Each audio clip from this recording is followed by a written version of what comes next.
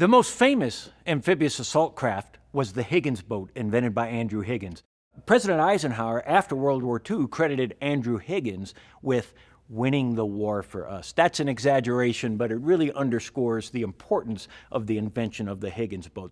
The Higgins Boat is a very shallow draft boat. It can motor in less than 3 feet of water. It was used for oil and gas exploration. It was used to run bootleg liquor. The military is aware that it has a capability of operating in very shallow water. So the military goes to Higgins and they ask him to put a ramp on the bow so that the bow can drop down and troops can offload quickly.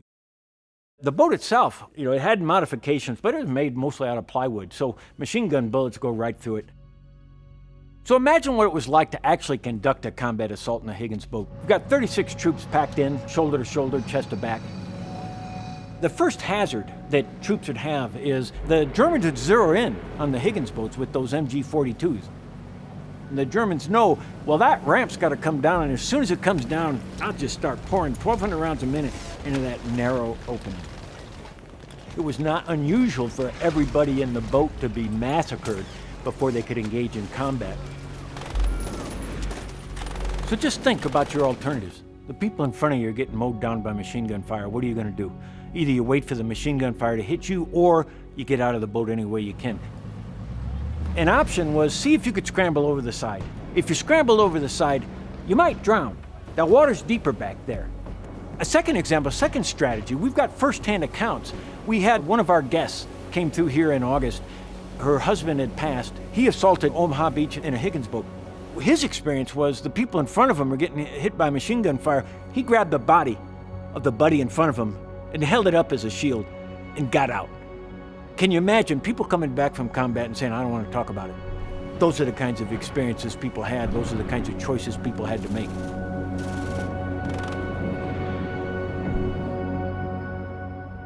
I want to talk about the debacle of Higgins boats at the Battle of Tarawa. So this is November of 1943. We'd already had several successful amphibious landings. 3 landings in North Africa had been successful, relatively uneventful. We'd had a successful amphibious landing at Guadalcanal. But here at Tarawa, this was the first time that we're going into the teeth of the lion.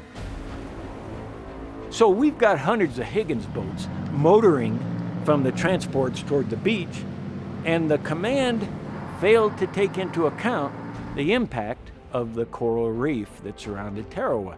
The Higgins boats get to the reef and they all stop. They're all ground out on the reef. They're all stuck and hung up. Between the coral reef and the beach, you've got a lagoon.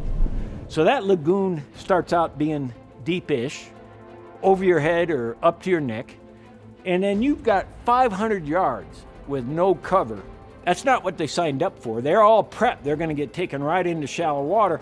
Instead, the ramps drop on all these Higgins boats 500 yards out, and the Marines are ordered to go into deep water, full combat gear.